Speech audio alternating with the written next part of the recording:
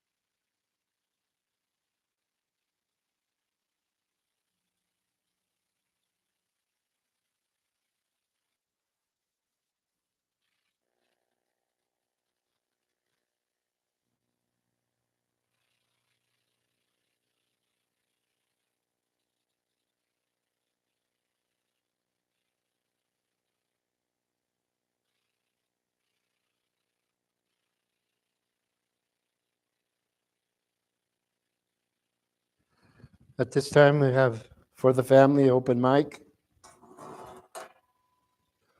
Whoever would like to have a word, the stories about Kim.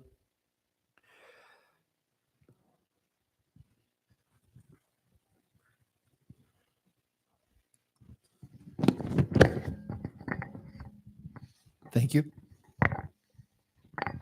I'd like to read a poem. Goodbye Forever by Catherine Pulsifer. Goodbye are the words we often say when people leave for work for a day. But when we say goodbye forever, we realize we are no longer together. Goodbyes can be so hard, sometimes leaving us scarred. But time is a way of healing things. Life has more hellos to bring. So while you may feel sad today, keep moving forward. It will be okay. Express your feelings and even cry. You will feel better as time goes by. For myself, I remember some things and various events. My birthday, mom had a challenge of finding the largest Oreo in a bowl of ice cream that she gave out to everyone. Like, okay. Get a prize. I remember as I was growing up watching my mom decorate cakes. And seeing the artistry and effort she put into it, and getting some of the cut-offs from things she trimmed off, enjoying those. I remember her missions trips as she went to the various countries to help with doing dental work and doing various service needs, and how much joy she had when she came back from those, and seeing that in her face and her body, and just how much it brought life to her. Of course, her constant effort to keep the house clean between two children and a father who just wanted to do things and didn't want to stop and clean up. But above all else, I remember my mom and my dad's acceptance of me, my decisions, and how I wanted to take my life. And I appreciate that the most. So thank you all for coming today.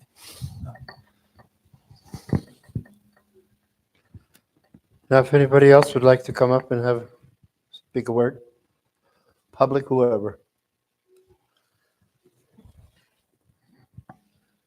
Thank you. Thank you. I'm Phyllis. I'm her husband Philip's sister. There, I was trying to find the back there. I first met Kim when she and Phil came to my parents' house, and we happened to be there. And my mom introduced her, and she's Kim Bartlett, and so I didn't think much about it, and they left, and my mom goes, the mortuary in Redlands, we know her parents, and she was giving me the whole story and everything. But as Kim was around the family, us, and we got to know each other, she and I really kind of bonded over kids and over baking and over just anything we were doing as parents. What I want to say, I know that Kim and Phil met at Smiley Park when he was doing some surveys, and Phil had never dated anybody. He did go to the prom one time with a girl from high school, and we were all shocked because he never dated anybody. But Kim was the one. We did, had family dinners and stuff, and Kim was there. It was nice for me because I had 3 brothers, and all my brothers were a little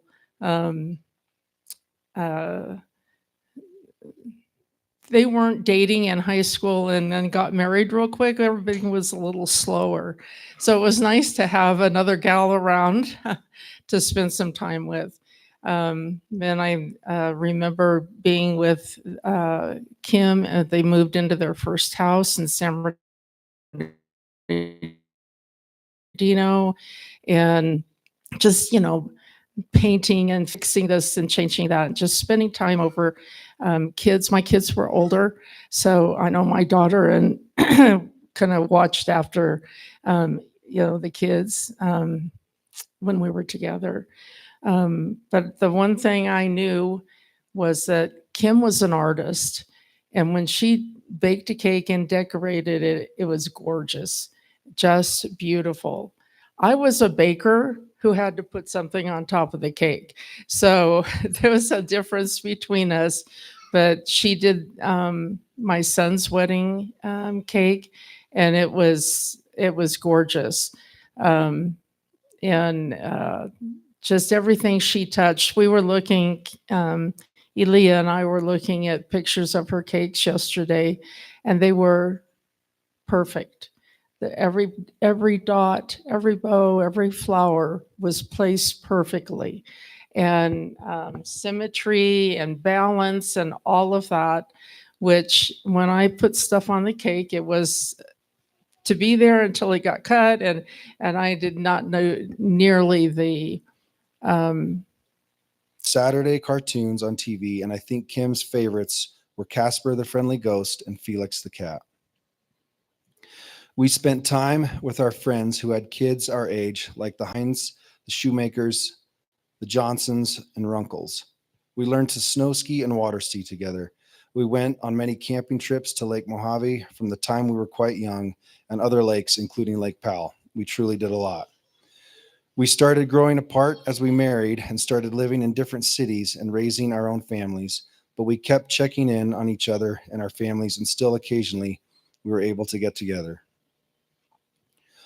Our lives were forever intertwined, and there is a bond that is never broken with time and space. I am looking forward to my hug when I see her soon in heaven. Love, Rick.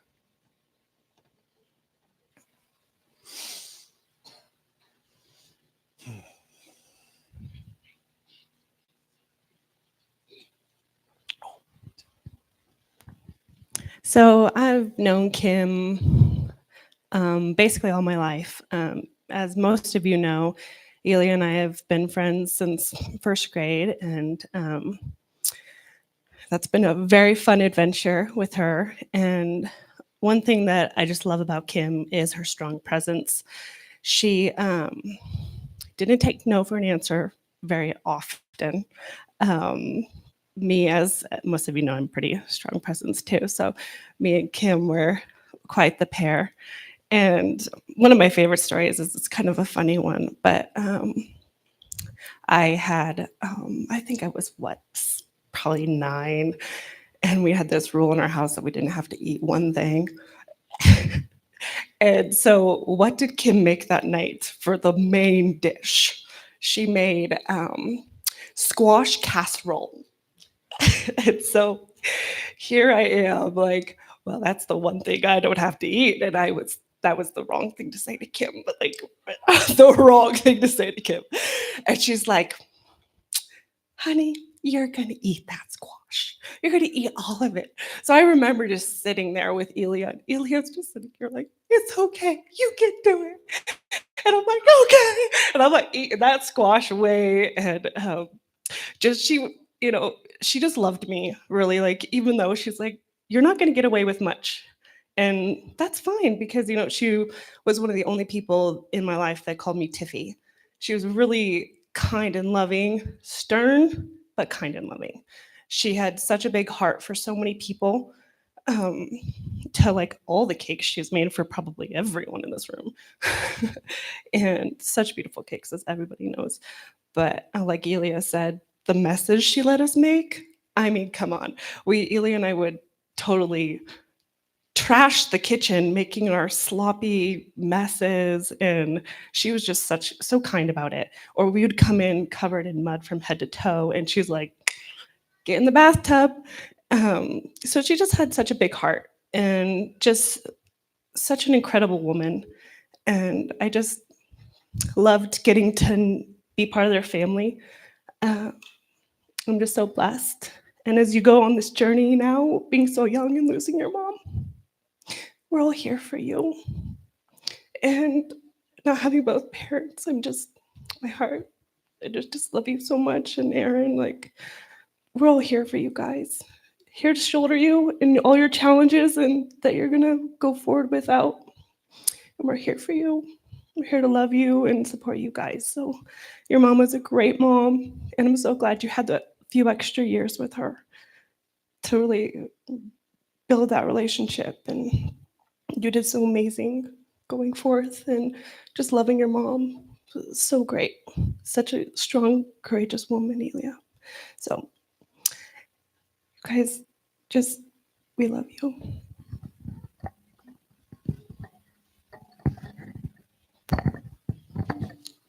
Sorry. Are you talking? No. Okay.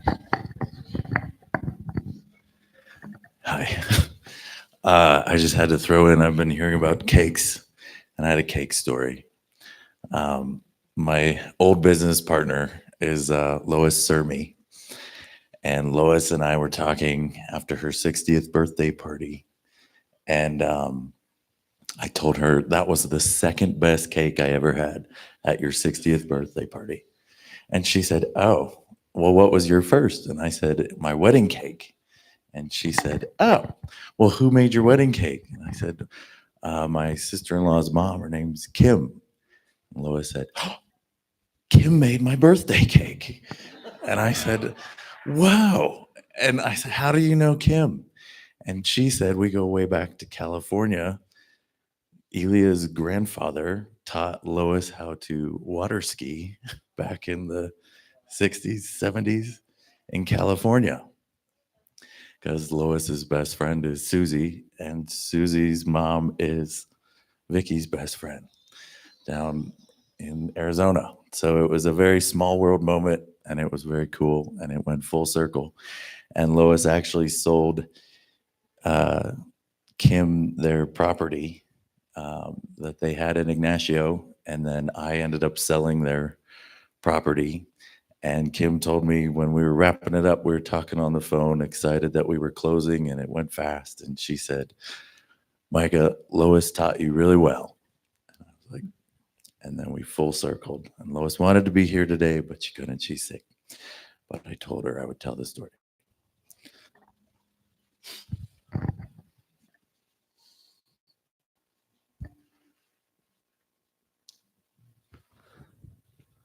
Anybody else want to have a word?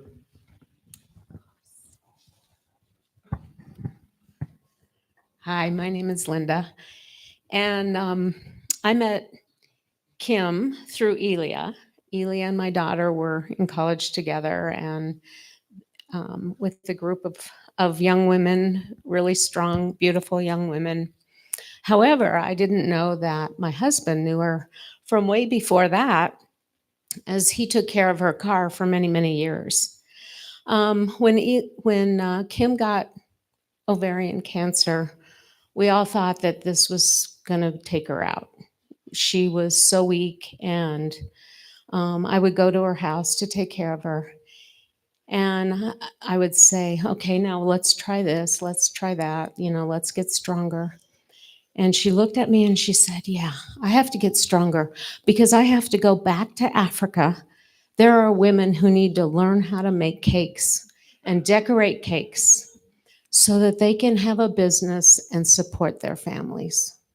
And I just thought, so we would sit together and pray that she would get stronger, that she would get her strength back, and then we'd try to walk. And no, I didn't drop her. But yeah, we would walk around the house, and then she would feel a little stronger. Then I'd come back and visit the next time, and we would work on her strength again. And guess what? She did go back to Africa, and she did teach those women how to make cakes, and they are still making cakes and supporting their family.